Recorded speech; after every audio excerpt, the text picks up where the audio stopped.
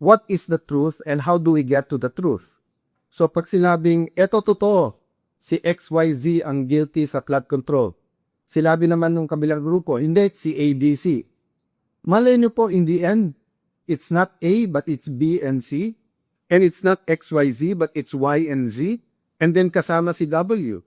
So, the hearing, maging po hearing yan sa Ombudsman, sa DOJ, or Blue Ribbon Committee, are instruments to get there. But it is human instruments, kaya hindi siya perfect. So, dun sa nagsasabing magtrabaho tayo, we agree. Yung nagsasabing na delay ang trabaho, we disagree lang yung bagong majority. We point to all of us, including the minority. You had the wrong priorities. The last Blue Ribbon hearing was in January. And from January to present, there have been a lot of developments. The last time we heard from DBM, DOJ, DPWH, many agencies. Umiba-iba na po ang mga statistics na pinibigay sa atin. For example, nung unang privilege speech ni Senator Lacson, ang sabi niya, ilang daan yon na ghost project. And then lumiit na lumiit. DPWH, I think, confirmed this until now, did not come out with the actual numbers where I suggested, even last year sa budget hearing, utusan lahat ng district engineer, una ng picture ang project, kung zero yung project at bayad na, ghost yon. Kung meron project, hindi ghost yon, pero baka sa standard, meaning, may project, pero hindi tama yung pagkagawa. So we have to sort out all of these facts. Kasi garbage in is garbage out eh. When we talk about the law, you have to have the facts that you would apply the law to. So, ang question, sabi ayaw pidilan yung Blue Ribbon Committee. Pero before magpalitan, ang puntilya ay partial report. So, nasabi ko na po to mismo sa Senado. Impartial, not partial. So, partial report doesn't mean na kumapabor kay kanino, but it means kalahati pa lang to o 1/3 or 60%, 70%. Mahirap magbigay ng partial report kung meron kang additional information that is already available.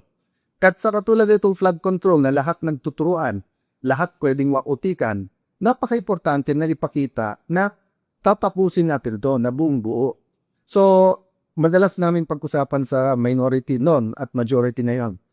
Bakit kapag ka isang senador na kalaban nila, kalaban ng Malacanang, kalaban nung konse ngayon, pagka meron kong sinabit na amendment, yung po daw ay insertion. Pero pag sa kanila, amendment daw po iyon. Pagka sa minority po, ang sinasabi, huwag kayo mag-attend ng hearing or mag-inhibit kasi namanggit kayo. Pero pag sila, bawal banggit eh. So it's the first time again that we will have a hearing that we will be inviting different guests and they would be free to talk. Does that mean that everything they say is 100% true? No. That's why we will test that with cross-examination. But we have to hear our people and follow the evidence, no? So ulitin ko po, we're talking about the truth. For so long, ang pinag-uusapan yung impeachment ng Vice President of the Philippines, Sara Duterte. Yung unang untrue o yung unang kasinungalingan ay kami daw po ay nag-take over bilang majority at in-install ako para daw i-dismiss yung impeachment, para daw maging partial sa impeachment. Nakita nila po yung ebidensya. Napakabis ng pagkilos, napakaayos po ngayon, pati sa pagbigay ng summon, sa pagsagot. Yung schedule, ayos na po. Sinunod natin yung schedule na pinopose kay Senator Soto. There's no question that we're going to have that impeachment process that everyone is asking for. Question, yung mga bishop po, yung mga business troop, yung mga school groups, humingi ba yun ng apology? Di ba, ang binigay nyo, resign ka agad. Resign ka agad, may judgment na kaagad. Pero ngayon nakita nyo, iba. So, hindi pa tapos tayo sa first issue where we prove you wrong, hindi pa kayo sorry dahil mali ang pananawagan nyo, may bago na naman para mag-resign. And then ngayon, yung 11, actually it's news because they said it today, but it's not new. Why? From day 1, February pa. February na pinipigilan nila na matanggal si Senator Soto at mabuwag ang kanilang mayorya at maging minority, ginamit na po pati yung mga kaso sa minority members na kasama namin na huwag kayong milipat. Lumipat kayo, tuloy yung kaso. Pag hindi kayo lumipat, walang kaso.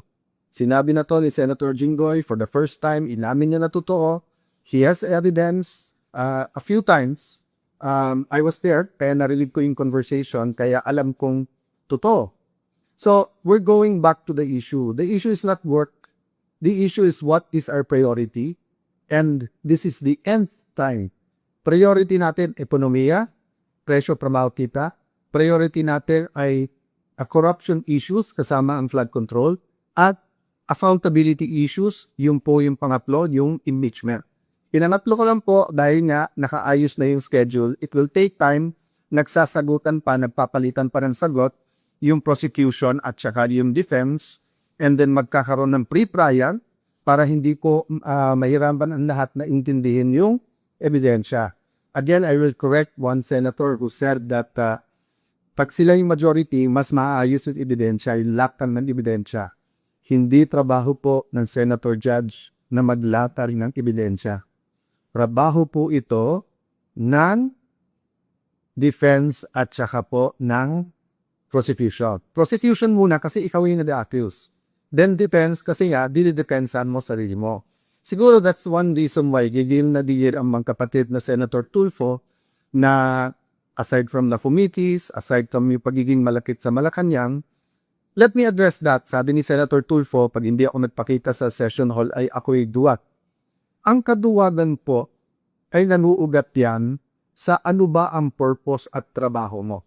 Diba? So for example, kung ang trabaho mo ay magtanim, pero bumabagyo, grabe po yung kidlat. Di tayo mo bumawala kidlat kasi it's not a matter of tapam, magtatanim ka na, tamaan ka man ng kidlat, di ba? So, ganun din sa sundalo. Hindi natin isusubo ang sundalo natin sa mga bagay na suicide ammunition. Pero ipangtanggol ang bansa at mamatay para sa bansa. Hindi lang sundalo, dapat pati kayong mga senador. So, yung hamon mo, magpakita ako kung hindi tiduwa. Para po rin sinabi ang bawat senator, ikaw, maging independent ka o hindi, duwag ka. You know, this is not a radio or TV program. This is not entertainment. This is the Senate of the Philippines. So we have to be more professional. Kung hindi ka lang Tulfo at kung hindi ng Tulfo si kapatid mong si Erwin, sinumbong ko lang kayo kay Tulfo Diba? Pero ang reality is, because nandiyan kayo, because you have a strong voice, use it for the good of the country. There are also issues facing you. So you asked Joel Villanueva, you asked Jinggoy Estrada, you asked Chis Escudero to face it squarely. So face the issues also squarely. Wag yung itigilan natin yung Blue Ribbon na committee and then gagawin natin personal yung lahat ng issues. There are issues facing all of us. Pati ba naman Senator Tulfo, lahat na nung pinapay, binintan nyo sa amin. Nung panahon ni President Duterte, kampi kayo sa drug war. Ngayon naman, balikta. Tapos lahat ng pinatay, sinisin nyo. So, pati ba naman internet at saka airphone, sa akin nyo pa rin sinisit. O baka murder pa yung kaso na yan, ha? Murder kasi pinatay ang wifi at yung kuryente. Nakita ko na po ang report, yung po palang master yung pong centralized aircon, yung master switch or yung sa kuryente, nasa GSI gas yun at may nag-trip ng wire. Kaya around 6 o'clock, nagkaroon talaga ng problema sa aircon. So, hindi po namin gagawin sa inyo. I've always treated you well, whether I'm close to you or not, whether you're in the minority, majority, and I will continue to treat all of you well. But kayo ang namimersonal, because kami, it was been one issue after the other, di ba? Hindi kami ang nagpakasok sa MBI sa Senado, yung May 11. Hindi rin kami ang kumuha ng NBI na fully armado na pinaikutan ang Senado tapos kumasok pa sa Senado noong May 13. Hindi rin kami ang nag-walk out. So you keep saying fresh start. Every Senate president that I've served under, whether I was the majority leader or minority leader, whether I was in the leadership or was just a simple follower, I gave them a chance. So let me ask the 11 majority who's asking me to resign up. Kahit na isa chorus, binigyan mo ba ako ng chance? So let me go to the bigger issue ngayon. Yung pong dignidad, yung pong karamana, yung pong honor ng Celia. Symbol matters. Nabanggit ko po to before. Why do we get angry pag bilastos ang ating flag? Bakit pagka hindi tumayo, pagka kumanta tayo ng lupang hiniram, ba't natin sinasabihan ng ang tapo? Bakit po ang Kristiyano man o Muslim, pag hawak yung Biblia o hawak ko ang Quran, ayaw natin po na pwede mo sabihin papel yun, mga pahina lang yun. No. But to us, those are holy books, diba? To the Muslim, the holy book is the Quran. To the Christian, the holy book is the Bible. So it's more than just a piece of paper, whether softbound or hardbound yun. There's a symbolism that matters. So, na-shock ako sa sinabi ni Senator Lacson. Na-shock ako dahil yung naming isa walang comment sa statement ni Secretary Remulla. Because napakaganda na ng usapan namin, first with the CIDG through informal and formal channels that susubo naman si Senator Gildoy, danalin namin doon. And then afterwards sa labas, then nung dumating si Secretary Remulla, ang sabi niya, sige, kasi nga yung pamilya medyo, they didn't to huddle kasi nga medyo emotional na. Pero kamdating sa hallway, nanbago. Diba? At sinabi ko dun sa hindi nakakalam dahil dun sa mga bata pa, masarimuhot pero malalim ang history ng Senate ng Philippines. All parliaments, for that matter, parliaments in the past have been attacked by kings and queens, by president, prime ministers, by dictator, by tyrants, but even by the most democratic leaders. That's why may mga privileges. So in the case of former Senate President Juan Ponce Enrile, dalawa lang ang posisyon noon, panahon ni President Cory. And everyone knows, at pasensya na po sa pamilya ni Senate President Salonga at President Cory, in our conversation, minsan nasabi ko, panahon ni Cory, panahon ni Salonga, I meant to say yung buong pangalan, but it was, a fast and a biglang term Kasi ibang kibay pag-usapan namin ni Secretary Remulla, who's a friend? That's why they try to keep it civil. But nung sinabi niyang doon mismo sa hallway, i-aresto, it's not about Alan. It's not about Jim Goy. It's not about what they can do. Na-shock din ako nung sinabi yan, you lost that right when may nag-state. Okay, first of all, it's not Alan's right or the Senate President's right. It is the right of the Senate of the Philippines. The Senate of the Philippines is different from the 24 senators and the SP. I never claimed to be the Senate. Diba? The Senate is the Senate. And it's a co-equal branch. So ang hinihingi ko naman lang sa lahat ng law enforcers, huwag niyong bastusin ang Senate. Bastusin niyo si Al Cayetano Cofina, tabo lang naman ako Diba? Ganun din, diba? When they criticize the President, huwag naman yung office of the President ang babuhin natin. May prestige tayo, but let's hold certain things sacred. Yung ang religion na hindi tayo pare-pareho ng paniniwala, nagbabatian tayo, diba? Parang nakita ko si Brother Robin, sinasabi ko sa kaya, Assalamualaikum, which is a greeting sa ating mga kapatid na Muslim. Pag may mga special occasion like sa Eid, babatiin mo ng Eid Mubarak. At minsan, this last time, siya pa bumati kasi nga po ano ng issues na nangyayari that day na alimutan ko. So we honor each other and symbols matter to us. That's why nga, I was insisting, sir, lambas lang tayo ng pinto ng Senado. At siya naman po ay susurrender. Just to skip back and forth, no? Remember, Senator Bato did not escape. Mismong si Secretary Remulla said that day, wala silang hawak na warrant at hindi naman sila nandun para rescue siya. So he's free to go. But, I didn't feel like arguing that time. That wasn't my point. Senator Gildoy was not asking for protective custody or sanctuary. So baka nandun nangyari yung miscommunication. But pagdating sa elevator, nakapag-usap kami ni Secretary John Dick, so more or less lang nagkaroon ng kaglilinaw. Sa kaniyang Preston, sinabi niya yung mga opinion niya. But I disagree with that, but I won't disagree with it. I mean, I disagree with it, but I won't argue. But nung lang ako nagtaa, Senator Lacson may silabi pang mabigat, yung iba, wala man naman salita si Senator Win, gusto maging Senate President. That would have been his chance. umakyat minority majority at sabihin, Sen, hindi issue si Jimboy. How you respect the Senate premises and how you will process his arrest is more important to all of us. That's why I was emphasizing, marami akong pwedeng gamitin na example. Bakit ko ginamit yung sa the great statesman and the great Senate President Salonga? Because Senate President Salonga was put in jail. He was injured in Plaza Miranda.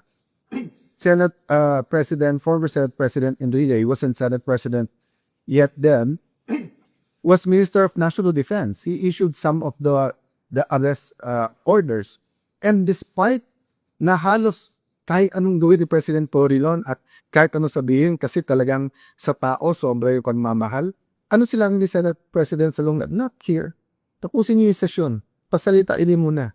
Sabi nila, hindi kasi pagka below 6 years pwede mo doon. Yung kung kilaso kay Senator Gile na rebellion complex with murder was non-bailable. Diba? So yung kung pakiusap ko, huwag natin idama yung mga institution, diba? DOJ, Ombudsman. We'll have issues with who holds the office. But we have to be mature enough, rational enough, professional enough to protect the image, to protect the dignity of these institutions. So sa amin ni Senator Lacson, ng minority, hindi daw nila pinitigilan po yung hearing sa first take.